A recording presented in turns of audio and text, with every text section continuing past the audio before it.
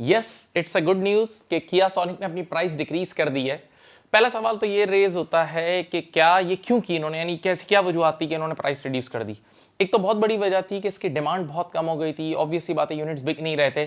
सवाल ये कि जो बात आप कह रहे हैं कि क्या ये आप बात प्रूफ कर सकते हैं, नहीं, प्रूव एग्जैक्टली नहीं हो सकती, क्योंकि ये जो किया है ना, ये पामा की मेंबर नहीं है, पाकिस्तान ऑटोमोबाइल एसोसिएशन की मेंबर नहीं है, जो हर महीने नंबर डिस्क्लोज करती है कि किस गाड़ी की कितनी यूनिट्स बिके हैं।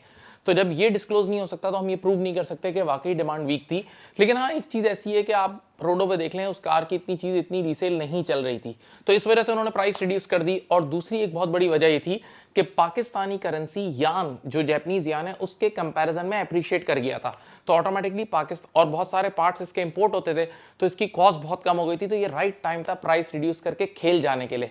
तो डेफिनेटली ये लोग खेल गए, और आपने देखा कि ये जो 15 लाख की प्राइस डिक्रीज हुई है ना, इसकी वजह से एकदम डिमांड इतनी तेज बढ़ी है कि ऑलमोस्ट इन्होंने अपनी बुकिंग क्लोज कर दी है। यूं समझ लें सितंबर अक्टूबर तक की बुकिंग इन्होंने ऑलमोस्ट कर दी, इतने सारे बेतहाशा यूनिट्स इनके बिक गए। और हाँ, इसकी वजह से एक कॉम्पिटिटिव एनवायरनमेंट भी क्रिएट हुआ है, दूसरे कॉम्पिटिटर्स ने भी प्राइस डिक्रीज की, तो ये एक बहुत पॉजिटिव बात है। सवाल ये है कि is it a right time to buy car? Yes, it's a right time, क्योंकि नॉर्मली पाकिस्तान का कल्चर ये है कि इसमें एक बार प्राइस बढ़ी तो दोबारा फिर डिक्रीज नहीं होती। तो एक बहुत पॉजिटिव पॉइंट है कि पहली बार हमारे यहाँ प्राइसेस डिक्रीज हो रही हैं, क्योंकि फॉर्चुनेटली हमारी करेंसी कुछ अप्रिशिएट हो चुकी है।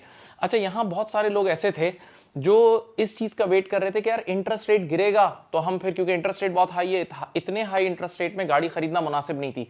तो अब वो इंटरेस्ट रेट गिरने से जो फायदा होना था, उससे बहुत ज्यादा फायदा प्राइस ड्रॉप में हो गया है, तो ये बेनिफिशियल हो गई और लोग बाकायदा बाइंग कर रहे हैं। अब एक सेकंड लास्ट क्वेश्चन ये अराइज होता है, इज इट सस्टेनेबल? क्या ये प्राइसेस और नीचे जाएंगी? तो टेक्निकली हम कहेंगे नो, शायद मुश्किल है।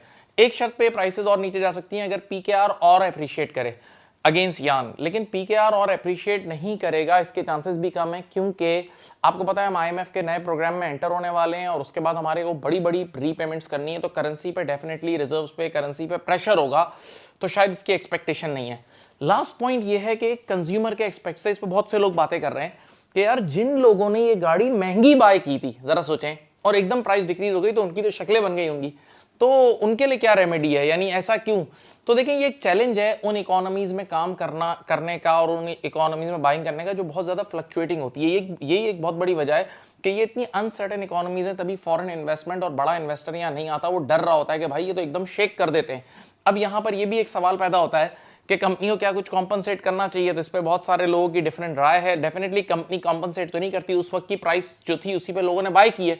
लेकिन हाँ, मैं चाहूंगा कि इसका जवाब आप लोग दें कि जो अचानक से प्राइस डिक्रीज हुई है और जो पुराने कंज्यूमर हैं उनके साथ जो हुआ है वो सही हुआ है या गलत हुआ है।